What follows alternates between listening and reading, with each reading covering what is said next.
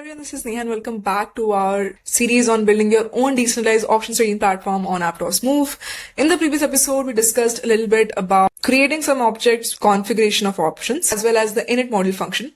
In today's video, we'll be diving deeper into the functions for creating options and buying options, making our platform interactive. We'll also be looking into events that can help us track these actions and some new functions that can help us retrieve information around options. So let's get started. Okay, so we have our contract here, which we had left last time. We have basically our options config, which keeps a track of all of the options that we have created so far through their addresses as a vector of addresses, and takes care of like setting like the basic configuration like minimum expiry, maximum expiring, so on. And the options detail, which is basically pertinent to a single option. And along with that, the vault, which basically stores the funds associated with that. Our init module was creating just the configuration object and saving to our object signer, which basically corresponds to this object which we have created, a named object, where we are passing name, which we have set as a constant over here. So now let's get started with writing our function for creating options. So we can start writing here. So this function is going to be a public function because we want this function to be called by anyone in our contract. And entry level function, our public entry fun, name is going to be create option. And it will take a bunch of parameters here. First is going to be the creator, which is going to be signer, followed by a couple of things that we are going to set in our options detail object that we have created over here. So we want things like premium, amount, expiry, options type, whether it's going to be a call or a put option. So I'm just going to actually go ahead, copy a couple of these things and strike price as well. Rest of the things are actually going to be set inside the function. So just going to copy this. Premium is good, amount is good, expiry timestamp, options type, and I'm just going to remove this comment for now. Let's type and then just maybe add strike price, collateral amount here, which is going to be like some funds that the creator of the option has to pay to actually create the option. And then we can actually go ahead and start writing the body of this function. So first things first, let's first get the creator address, which is going to be signer, address of, and we just pass creator. We'll also get the current time. So the reason that we want the current time is basically we want to build out a logic that can compare the expiry timestamp with and the current time, get the difference between that and find the expiry duration so that we can compare this with our minimum expiry and maximum expiry, whether it's within that limit or not. So we can get this using our timestamp module, which we have already imported. So we can do something like current time is timestamp, and then we can just do now underscore seconds, which is basically like an inbuilt function, which will allow us to get the time in seconds. Now we can actually just validate our input param. So we need to make sure that a couple of these things fall in the range that we have discussed. So the first thing is going to be, let's see, our options type. So we have to assert that option underscore type is equal to, we have our call option here as 0 and put option as 1. So we can just write something like is equal to call option or options underscore type will put option. And if that's not the case, then we need to throw an error. So we can just add the errors over here. I'm just going to say errors, and we can say something constant error is invalid option type. And this can be U8, and we can make this maybe, let's say 10. You can actually put any number you want. And I'm just going to throw this error if this happens. So I'm going to say something like error invalid argument, and I'm going to pass error invalid options type. And looks like this takes you 64. I'm just going to go ahead and edit this. Okay, great. So now we have this particular assert statement to validate our options type param. Let's also validate a few more things here. So we have premium.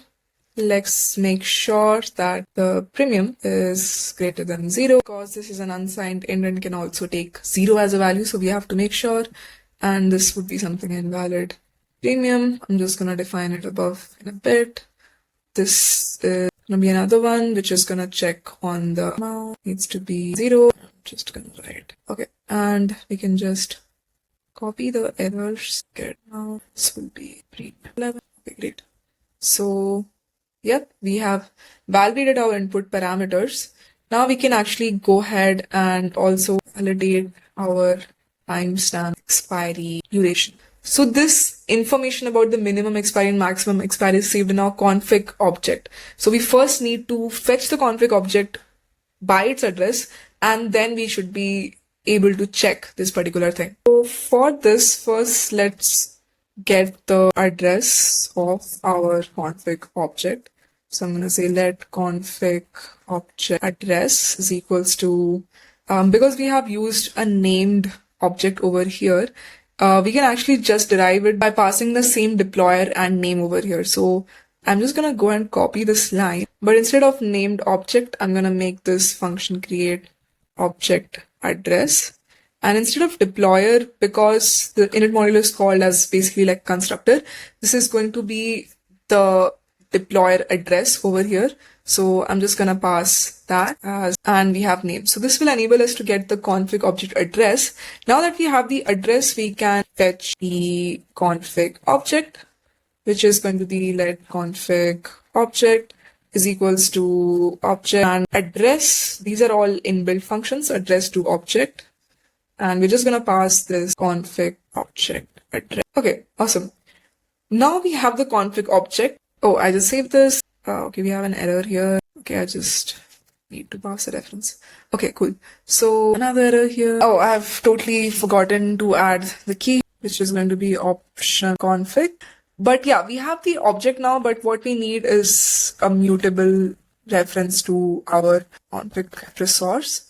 So I'm just gonna do something like let config is equals to borrow to mute, and we want options config, and we want it from object underscore address, and we're gonna take our config underscore object here. Yep, this is gonna be a reference. Yep. Okay, so I mean, you can actually just pass the object address over here as well that we can get from here. But I just wanted to show you the different ways that we can actually fetch the object and how we can think about fetching it as a mutable resource. The reason why we want it to be a mutable reference over here is because we want to save the address of our newly created option, the vector where we are maintaining our option addresses. We want to add that. We want to modify our options created count as well. So that's the reason we are bringing in a mutable reference. And now that we have our config, we can actually check whether the expiry duration is within the minimum maximum parameters or not. So we can just do something like let expiry duration, and this is going to be equivalent to our expiry timestamp that we have set as a parameter and the current time that we have fetched. And we're just going to have an assert statement, which is going to check whether our expiry duration is going to be greater than equal to our config dot minimum. It's the expiry second. Okay, minimum expiry second and expiry second. And if that's not the case, we are just going to throw an error.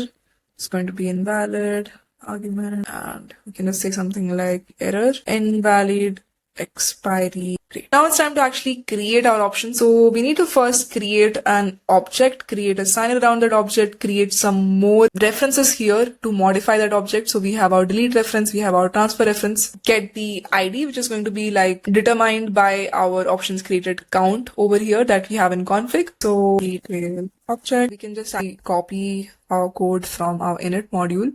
So I'm just gonna go ahead, take this. This is not gonna be a named object because it's not something like the config, so we don't want it to be like non-deletable or something. So I can say something like create object from account, and this is going to be, you can skip the name, we don't need it. We're not creating a derivable address. This is going to be creator. So we're creating a constructor ref. Instead of an extend ref over here, we will be creating our transfer ref and copy this and a lead ref.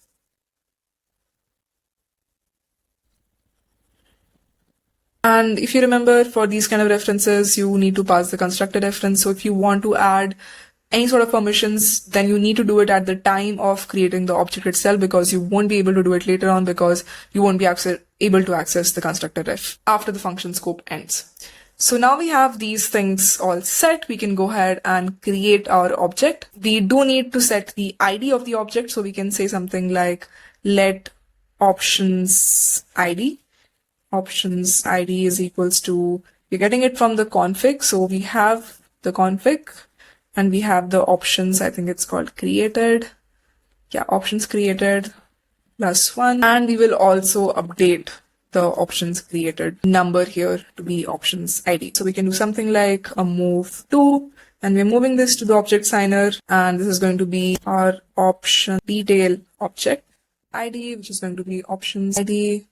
We have amount, which is going to be amount, strike price, premium. What else do we need? What else do we need? Expiry timestamp, option type, creation timestamp, which is going to be timestamp now underscore seconds, delete, ref is going to be transfer, ref, which is going to be transfer, ref. Then we have options state, which is going to be state active, which we have set over here. And I think we're missing creator.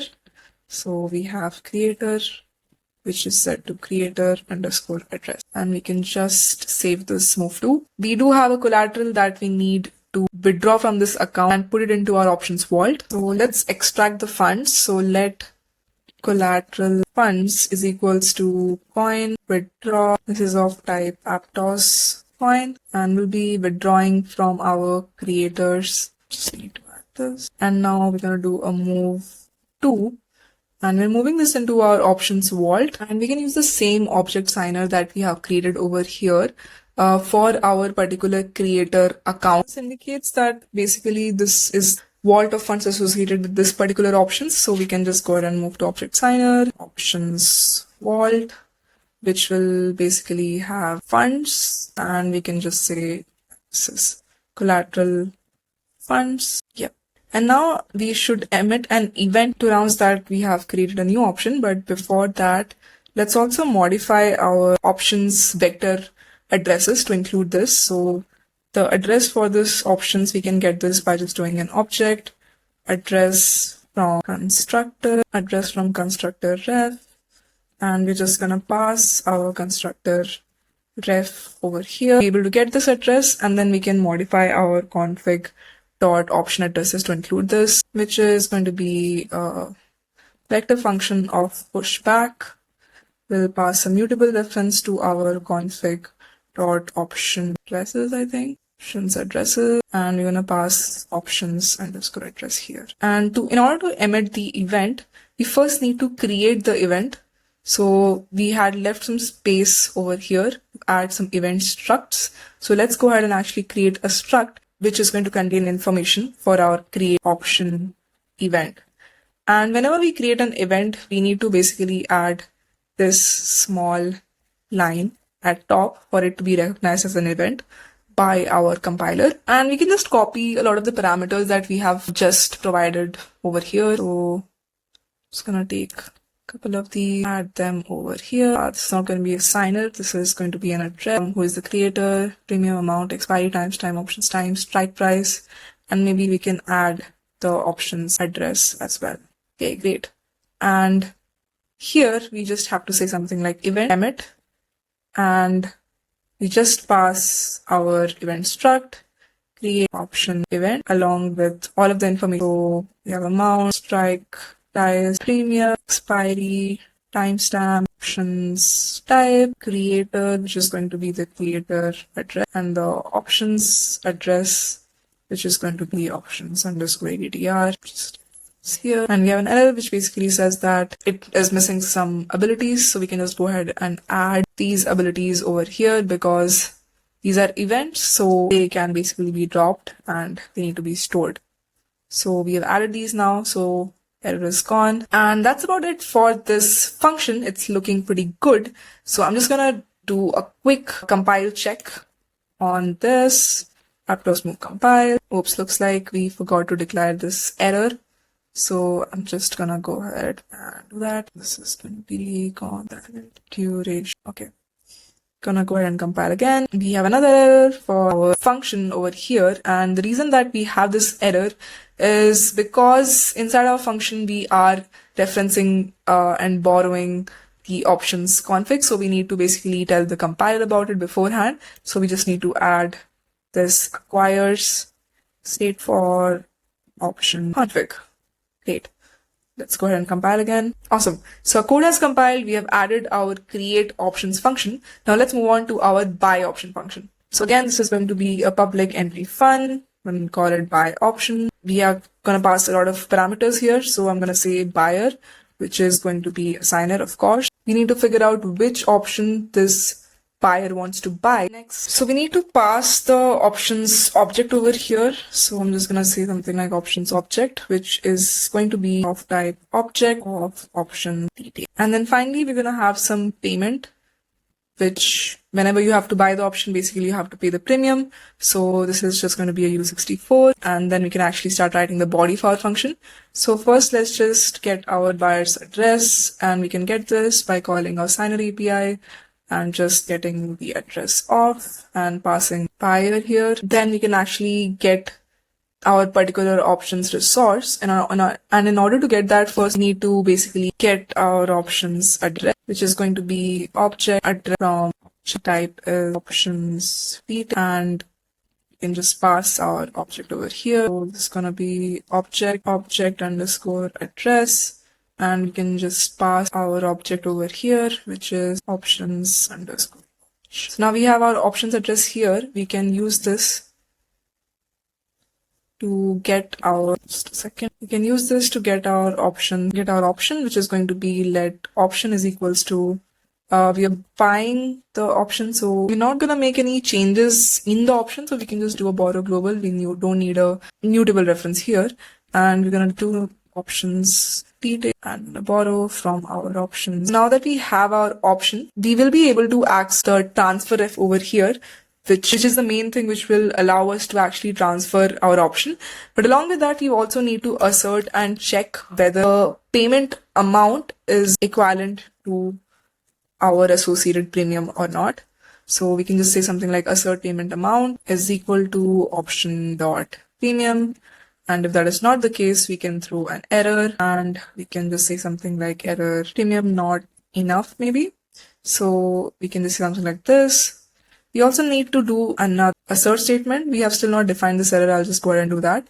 But we need to assert whether our option is actually active, meaning that it has not been moved to any other state, like if it's exercised. So we just need to check for whether our option dot options underscore state is still going to be stay active. And if that is not the case, so we'll just go ahead and throw an error argument, error stay not active. Let's just say that. Okay, great. Now that we have these two asserts out of the way, I'll just go ahead and add the error codes for these as well. It's going to be constant error premium not enough errors. So now that we have these asserts taken care of, we can actually go ahead and withdraw the premium funds from our buyer's account and move them to our vault. So let's say let payment fund is equals to coin, withdraw, and this is going to be of type Aptos coin. And we're going to withdraw this from our buyer's account. So we can just pass that, and the amount is going to be payment or amount. Great. And we can just call our coin merge function, which will merge our vault's assets with our current payment fund. But before we do that, we also need to fetch our vault. So I'm just going to very quickly say something like let vault. And because we already have our options address, and this is basically going to be under the same object, we can say something like let vault is equals to borrow global. And we actually need a mutable reference because we are modifying the funds over here in the vault. So we can say something like let vault borrow global mute options vault.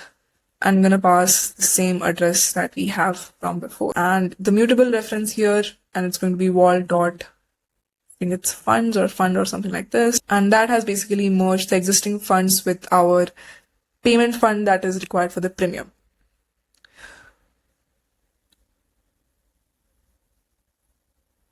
Okay, so now let's actually transfer this particular option to the buyer. So let's generate our transfer ref, going to be our option dot transfer ref. Interesting part where I actually want to take a moment and talk the design pattern around objects here, because we want to transfer an object which is owned by another owner to some other account.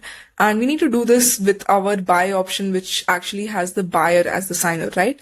So the way that we can do this is by calling our transfer with ref function instead of our transfer function, because our transfer function requires the signer to be the owner of the object, which is currently not the case. And that is possible by creating a linear transfer ref, which allows the object to be transferred exactly once. So we can just generate a linear transfer ref here, ref, which is going to be object generate linear transfer ref, and we can pass our transfer ref over here. And this will allow us to call something object transfer with ref. And in this case, we don't need to pass our owner.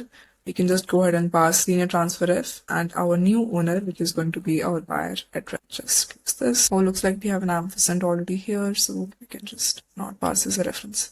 So this will allow us to actually transfer this object without using our owner as the signer. And now that this is all done, we can actually go ahead and emit an event. So before we do that, we need to create a struct for this particular event. So we can just go ahead and copy this. Add this at the top to indicate this is an event.